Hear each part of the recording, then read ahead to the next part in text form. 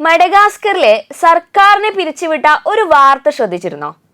അവിടുത്തെ ജെൻസി പിള്ളേരാണ് ഈ ഒരു പ്രതിഷേധത്തിനും പിരിച്ചുവിടലിനും പിന്നിലെ കാരണമായിട്ടുള്ളത്.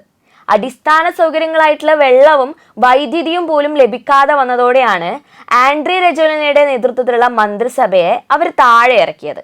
ജയിപ്പിച്ചത് ഞങ്ങളാണെങ്കിൽ താഴെ ഇറക്കാനും ഞങ്ങൾക്കറിയാം എന്ന മട്ടില് നേപ്പാളിലും കെനിയയിലും കണ്ടതുപോലെ സോഷ്യൽ മീഡിയ വഴി സംഘടിച്ച് അവരെ നഗരം തന്നെ ഇളക്കി മറിച്ചു. യുവത്വത്തിന്റെ ഈ ഒരു ശക്തിക്ക് മുന്നില് ലോകത്ത് എവിടെയാണെങ്കിലും അധികാരം ചോദ്യം ചെയ്യപ്പെടും എന്ന് തെളിയിക്കുന്നതിന്റെ ഏറ്റവും പുതിയ ഒരു ഉദാഹരണമാണിത്. പറഞ്ഞത് ശരിയാണ്. കാരണം ജെൻസിയുടെ സംഘടിത ശക്തി എന്ന് പറയുന്നത് അത് ഭയങ്കരം തന്നെയാണ്. 22 പേര് കൊല്ലപ്പെടാനിടയായിട്ടുള്ള ഈ ഒരു പ്രക്ഷോഭത്തിനൊടുവില് ഞങ്ങൾ ക്ഷമ ചോദിക്കുന്നു എന്ന് പറഞ്ഞാണ് പ്രസിഡന്റിന് ഈ ഒരു മന്ത്രിസഭയെ പിരിച്ചുവിടേണ്ടി വന്നത്.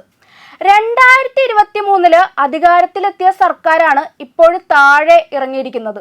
ഭരണകൂടങ്ങളുടെ വീഴ്ചയ്ക്ക് ഇനി തെരഞ്ഞെടുപ്പ് വരെ കാത്തിരിക്കേണ്ട ഒരു കാര്യമില്ല.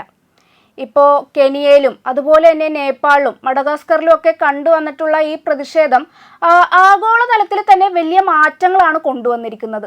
യുവജനങ്ങളെയും അതുപോലെ തന്നെ അവരുടെ ആവശ്യങ്ങളെയും ഇനിയും അവഗണിക്കുകയാണെങ്കിൽ ഇതുപോലുള്ള പ്രതിഷേധങ്ങൾക്ക് ലോകം സാക്ഷ്യം വഹിക്കേണ്ടി വരുമെന്ന് ഭരണകൂടം ഇനിയെങ്കിലും മനസ്സിലാക്കേണ്ടതുണ്ട്.